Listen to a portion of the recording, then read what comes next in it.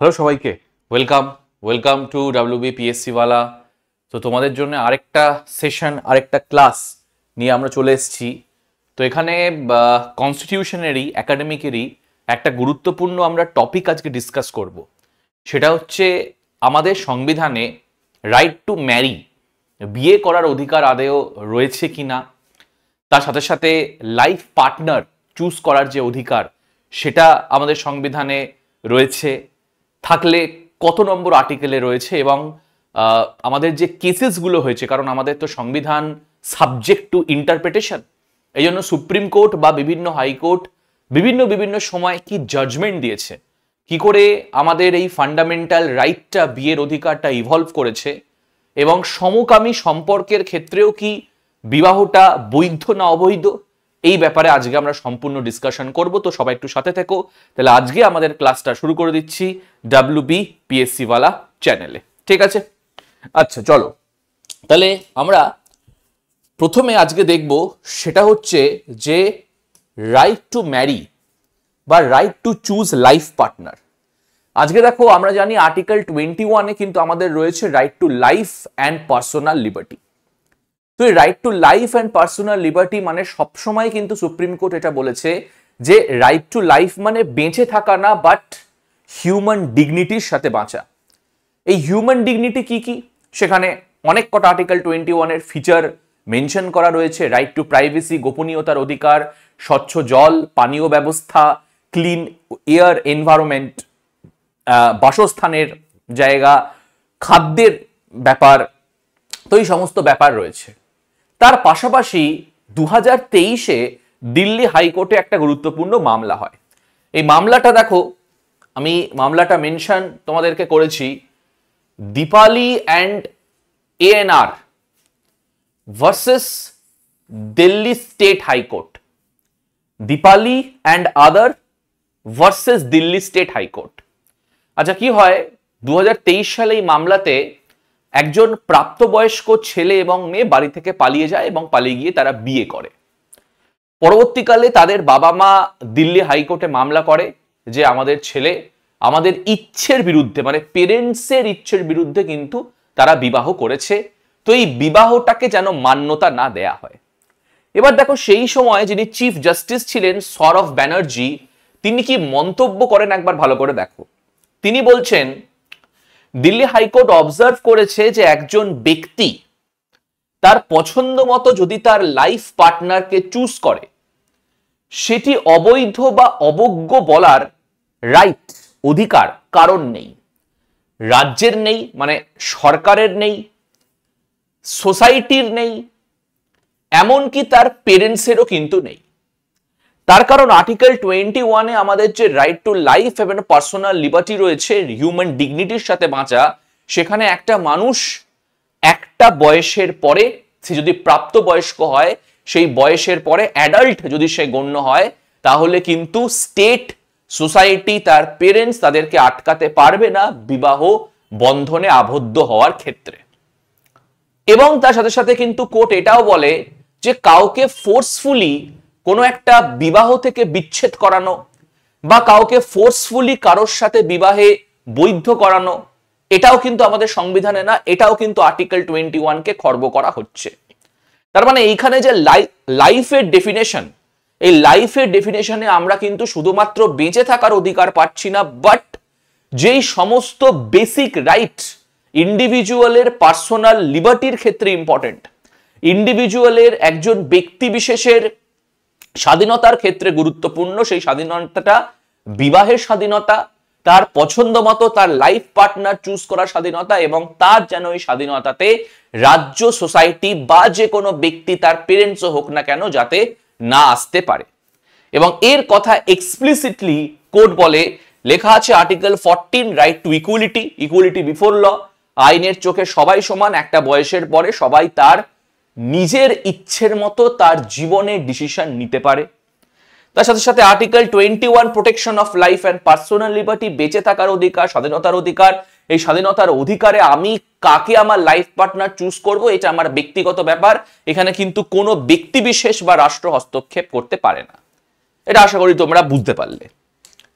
এবার প্রশ্নটা হচ্ছে যে আর্টিকেল 21 এ স্যার এমন কি রয়েছে?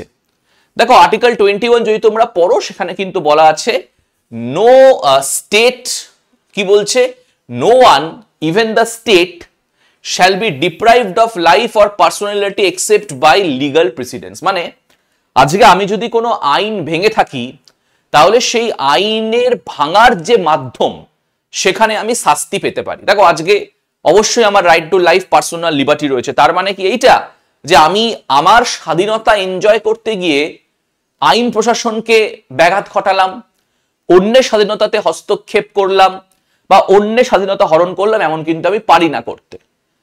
সেটা যদি আমি করি তাহলে আইনি ভাষাতে যে শাস্তি রয়েছে সেই শাস্তি আমাকে পেতে হবে, পানিশমেন্ট আমাকে পেতে হবে। But at the same time আমারও কিন্তু কিছু অধিকার রয়েছে যাতে আমি আমার ব্যক্তিত্বের পূর্ণ বিকাশ ঘটাতে পারি।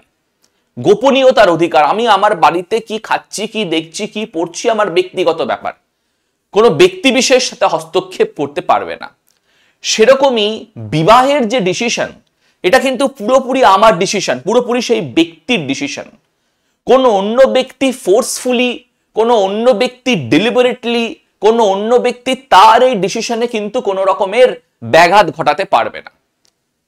আগেকার সোসাইটিতে কি হতো তোমরা জানো, যে ইন্টার কাস্ট বা ইন্টার রিলিজিয়ান ম্যারেজের ক্ষেত্রে সেখানে কিন্তু একটা সোসাইটাল একটা কিন্তু ঘেরাটোপ থাকতো যে না, তোমাকে এই শ্রেণীর মানুষকেই বিয়ে করতে হবে, এই ধর্মের মানুষকেই বিয়ে করতে হবে, এই বর্ণের মানুষকেই বিয়ে করতে হবে। ইন্টার কাস্ট ম্যারেজে কিন্তু একটা প্রহিবিশন ছিল। কিন্তু এই আর্টিকেল 21 এর স্কোপটা যবে থেকে বেড়েছে, তোমরা জানো মেনেকা গান্ধী এই যে মামলাটা হওয়ার পরে আর্টিকেল 21 এর স্কোপটা যতটা বেড়েছে, যেখানে কোর্ট বারবারই কিন্তু বলছে যে এটা একটা ব্যক্তি বিশেষের উপর ছেড়ে দেওয়া উচিত, এখানে কোনো রকম সোসাইটি বা প্যারেন্টাল প্রেসার দেওয়া উচিত না। তারা বিয়ে করতে পারে এবং অবশ্যই তার সাথে সাথে তাদের মতো করে তাদের লাইফ পার্টনার চুজ করতে পারে, সে যদি অন্য বর্ণ, ধর্ম, জাতি বা যে কোনো জায়গার হোক না কেন, সেটা কিন্তু নির্বিশেষে সে বিয়ে করতে পারে। তো আর্টিকেল 21 এ কিন্তু এটা প্রোটেকশন দিচ্ছে। তাছাড়া কি বলছে? তাছাড়া কিন্তু আমাকে বলছে the right to marry a person of one choice is not only underscored in the universal declaration of human right. তোমরা জানো ইউনাইটেড নেশনের কিন্তু রয়েছে যাতে মানুষের ব্যক্তিগত স্বাধীনতা যাতে সবসময় মেনটেন থাকে, এই জন্য UNHR, united nation human rights, united nation human রাইটসে কিন্তু এটাও আন্ডারস্কোর করছে যে একজন ব্যক্তি তার মতো করে বিবাহ করতে পারে, তার পছন্দের ব্যক্তি বিশেষকে বিবাহ করতে পারে। এবং এই জিনিসটাই এই ইন্টারন্যাশনাল ল বা ইউনাইটেড নেশনের লকেও কিন্তু প্রাধান্য দেওয়ার জন্য আর্টিকেল 21টা গ্যারেন্টি করছে যে আমরা আমাদের মতন করে আমাদের পার্সোনাল চয়েসে ডিসিশন কিন্তু আমরা নিতে পারি। সোসাইটাল চয়েসের মধ্যে, পার্সোনাল চয়েসের মধ্যে কিন্তু এখানে ফারাক করা হয়েছে আর্টিকেল 21-এ। এবার যদি আমরা দেখি যে শুধু বিবাহটা কি আমাদের মৌলিক অধিকার? না, মাথায় রাখবে শুধু বিবাহটা কিন্তু মৌলিক অধিকার না। 2022-এ সুপ্রিয় সরকার বলে একটা কেস হয়, সেই মামলাতে কিন্তু সুপ্রিম কোর্ট বলে যে right to marry is not a fundamental right. দেখো এখন একজন ব্যক্তি বিয়ে করতে পারছে না, তো সে কি এখন কোর্টে গিয়ে বলবে, দাবি করবে যে আমার মৌলিক অধিকার বিয়ে করা, আমার বিয়ে দিন? সেই ব্যাপারটা না, ভালো করে বুঝবে ব্যাপারটা। Right to Mary in itself is not a fundamental right. কিন্তু পার্সোনাল লিবার্টিতে আমি কখন বিয়ে করব, আদেও আমি বিয়ে করব কিনা, আমার পছন্দ মতো পার্টনারকে বিয়ে করব কিনা, সেটা কিন্তু আমার পার্সোনাল লিবার্টি, আমার চয়েস। এখানে কোনো ব্যক্তি বিশেষ, এখানে অ্যাজ এ হোল সমাজ বা এখানে রাষ্ট্র কিন্তু আমার যে ব্যক্তি চয়েস, আমার যে পার্সোনাল চয়েস, সেখানে হস্তক্ষেপ করতে পারবে না। তার মানেটা কি? তার মানে অনেকেই এটা কিন্তু ভুল বোঝে এবং আমি দেখেছি অনেক বইতেও এটা ভুল থাকে যে রাইট টু ম্যারি এটা কিন্তু স্পেসিফিক্যালি কনস্টিটিউশনে লেখা নেই যে এটা আমাদের মৌলিক অধিকারের একটা অঙ্গ, কিন্তু এটা আমার পার্সোনাল চয়েসের মধ্যে পড়ছে। আমার বিয়ে আমি কখন করব, কাকে করব, আদেও আমি বিয়ে করব কি না। সো এইটার মধ্যে কিন্তু ডিস্টিংগুইশ করতে হবে বিটুইন দ্য পার্সোনাল চয়েস এবং রাইট টু ম্যারি। তাহলে আমাদের সংবিধানের right to marry is not a fundamental right, but right to choose a life partner, when to get married, personal চয়েসের ক্ষেত্রে আমাদের কিন্তু ফান্ডামেন্টাল রাইট রয়েছে। এখানে কোনো রকম সমাজের প্রেসার বা প্যারেন্টসের প্রেসার কিন্তু কাজ করবে না। ভালো করে এটা খেয়াল রাখবে। এবার দেখো কিছু ল্যান্ডমার্ক জাজমেন্ট হয়েছে, সেই জাজমেন্টের মধ্যে দিয়েই আমাদের এই যে রাইট টু ম্যারি রয়েছে এটা কিন্তু বলতে পারো যে এসছে আর কি। তো প্রথম যে মামলা তোমরা দেখতে পাচ্ছ Lata Singh versus state of UP. তো এখানে প্রথমবার কিন্তু বলা হয় যে right to marry one choice, একজন কোনো একটা ব্যক্তি বিশেষকে বা তার ভালোবাসার লোককে সে যদি বিয়ে করে তাহলে এটা কিন্তু পুলিশের দায়িত্ব সেই কাপলকে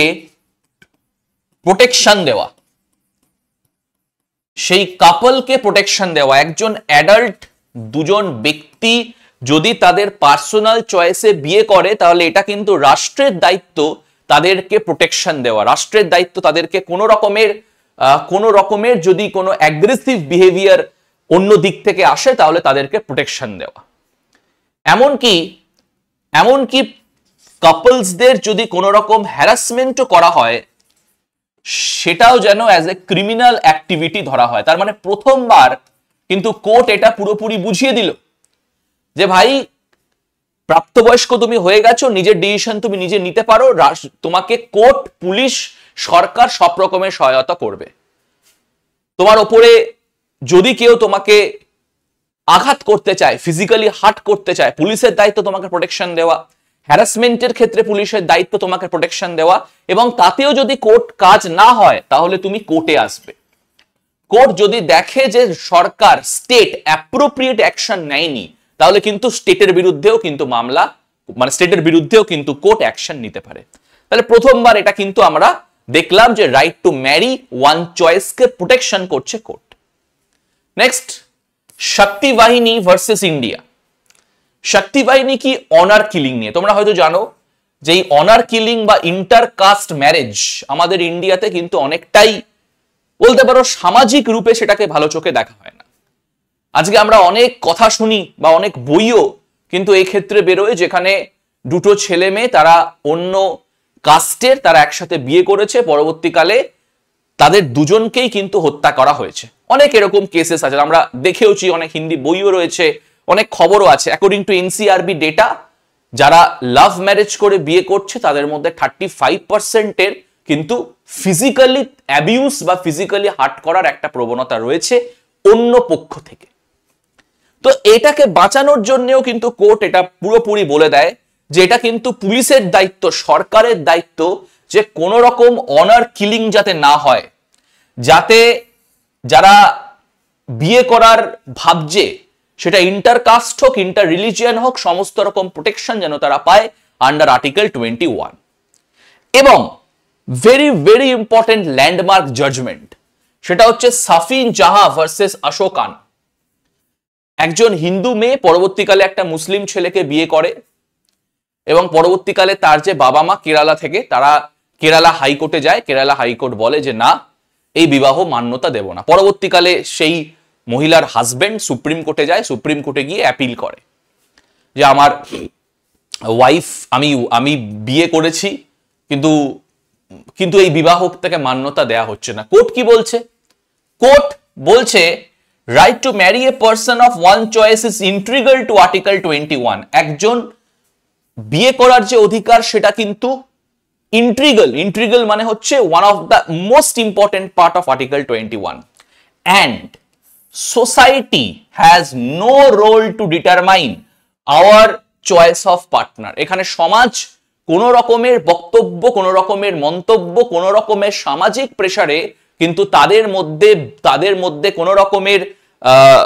কোন রকমের কি বলবো যে মানে কোন রকমের প্রেসার করতে পারবে না। আজকে এই যে কেসটা হয়েছে সাফরিনের কেসটাতে সুপ্রিম কোর্ট কি বলছে? সুপ্রিম কোর্ট বলছে তারা প্রাপ্তবয়স্ক, তারা ডিসিশন নিয়েছে বিয়ে করবে। মেয়ে বলছে তাকে ফোর্স করা হয়নি, ছেলে বলছে যে আমি স্বইচ্ছায় বিয়ে করছি।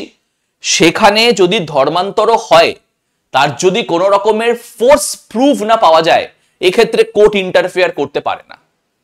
এটা হচ্ছে one of the landmark cases যেখানে ইন্টার রিলিজিয়ান যে বিবাহ সেটাকেও কিন্তু প্রাধান্য দেওয়া হচ্ছে এবং এটা পুরোপুরি ব্যক্তি বিশেষের উপর ছেড়ে দেওয়া হচ্ছে যে তারা তাদের ডিসিশনটা কিভাবে নেবে। মাথায় রাখবে, হ্যারাসমেন্ট, ফোর্স আলাদা জিনিস, দুজনাই যদি রাজি হয় সেটা কিন্তু আলাদা জিনিস। মানে খুব থিন লাইন অফ ডিফারেন্স রয়েছে। আজকে কেউ যদি কাউকে জোর করে বিয়ে করতে চায় তাহলে সেটা কিন্তু আবার হয়ে যাচ্ছে এগেইনস্ট ম্যারেজ। কিন্তু দুজন কাপল যদি রাজি থাকে, সমাজ যদি রাজি না থাকে, তাহলে কোর্ট এখানে কিন্তু আটকাতে পারবে না। কোর্ট বলবে যে না, সামাজিক মানে সোসাইটাল নর্মস তো আর ল হতে পারে না। আইনি প্রক্রিয়া এবং সমাজের যে একটা কি বলবো, ঠিক কালচারও বলা যায় না, সমাজের যে একটা নীতি আছে তার অনুযায়ী তো কোর্ট চলবে না। তাই এখানে সোসাইটি কিন্তু তার যে নীতি বা তার যে রীতি রিওয়াজ এটা কিন্তু কোনো কাপলের ওপরে চাপাতে পারে না। তো one of the most landmark cases. Next, challenges কি আছে? এই চ্যালেঞ্জেস তোমরা জানো, প্রথম কথা হচ্ছে একটা সোসাইটাল বা ফ্যামিলির ইন্টারফিয়ারেন্স থাকে। অনেক সময় অনার কিলিং বেশিরভাগই আমরা দেখি যে বেসিক্যালি আমরা যদি এনসিআরবি ডেটা দেখি তাহলেও কিন্তু দেখতে পারবো যে অনেক কাপলসদেরই কিন্তু প্রায় হত্যা করা হয়। লিগ্যাল ব্যাটেলও কিন্তু সেখানে যাওয়া যেতে পারে এবং অবশ্যই আমাদের আরো স্ট্রং অ্যাওয়ারনেস বা এডুকেশন আনতে হবে যাতে এই ব্যাপারে আরো মানুষকে সচেতন করা যেতে পারে। এবার প্রশ্ন হচ্ছে স্যার, সেম সেক্স ম্যারেজ কি ইন্ডিয়াতে অ্যালাউ? বলে রাখি, এই হিসেবে কিন্তু আমাদের 2017, যদি আমি খুব ভুল না হই, 17-18-তে একটা মামলা হয় নবতেজ সিং জোহর ভার্সেস ইউনিয়ন অফ ইন্ডিয়া। সেখানে আইপিসি সেকশন 377 কে ইললিগাল করে দিয়েছে সুপ্রিম কোর্ট। মানে এটা সমকামী সম্পর্ককে আটকাচ্ছিল। এটা কিন্তু ব্রিটিশ এই আইনটা এনেছিল যাতে মিলিটারি পার্সোনেল একে অপরের সাথে কোনো রকম সম্পর্কে না আসতে পারে। পরবর্তীকালে স্বাধীনতার পরও এই লটা চলতে থাকে, কিন্তু 2017-18-তে এটাকে কিন্তু অসাংবিধানিক করে দেওয়া হয়। বলা হয় যে না, সমকামী সম্পর্ক, সেটা হেট্রোসেক্সুয়াল ম্যারেজ হোক, হেট্রোসেক্সুয়াল মানে নর্মাল, বা হোমোসেক্সুয়াল ম্যারেজ হোক, মানে সরি ম্যারেজ ঠিক বলবো না আমি, হেট্রোসেক্সুয়াল সম্পর্ক হোক বা হোমোসেক্সুয়াল সম্পর্ক হোক, এখানে কিন্তু কোর্টের কিছু করার নেই। সমস্ত মানুষের অধিকার রয়েছে, ফ্রিডম রয়েছে, তার মতো করে তারা লাইফ লিড করবে। কে কার সেক্সুয়াল প্রেফারেন্স কি হবে, তার পার্টনারের প্রেফারেন্স কি হবে ভাই, সেটা তার উপরে নির্ভর করছে। ঠিক আছে, তার পার্টনারের প্রেফারেন্স কি হবে? পার্টনারের প্রেফারেন্স মানে হচ্ছে, আমি নর্মাল ছেলে মেয়ের কথা বলছি না, আমি এখানে কোর্ট পুরোপুরি নির্দেশ করছে। এবং সেই সময় কিন্তু ডিওয়াই চন্দ্রচূড়জি চিফ জাস্টিস ছিলেন এবং এই কেস খুব লম্বা চলে। তো সেখানে ডিওয়াই চন্দ্রচূড় যে দুটো প্রশ্ন করে সেটা হচ্ছে যে আমাদের কি কোনো অধিকার আছে যে কোনো ছেলে যদি সম্পর্ক যেতে চায়, মেয়ে যদি সম্পর্ক যেতে চায়, তাহলে আমাদের কোনো আইনে তাদেরকে আটকানোর প্রভিশন আছে? না।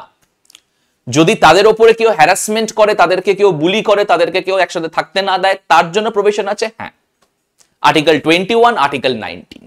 আর্টিকেল 21, আর্টিকেল 19 এর ভিত্তিতে আমাদের যে সমকামী সম্পর্ক, সেম সেক্স রিলেশনশিপ, মাথায় রাখবে রিলেশনশিপ, ম্যারেজ বলছি না কিন্তু আমি, এই সেম সেক্স রিলেশনশিপকে কিন্তু প্রাধান্য দেওয়া হয়েছে as all other citizens to the full range of constitutional rights including the liberties protected by the constitution. মানে তার মানে আইনের ভিত্তিতে তাদের যে স্বাধীনতা দেওয়া হয়েছে সেটাকে প্রোটেক্ট করতে হবে।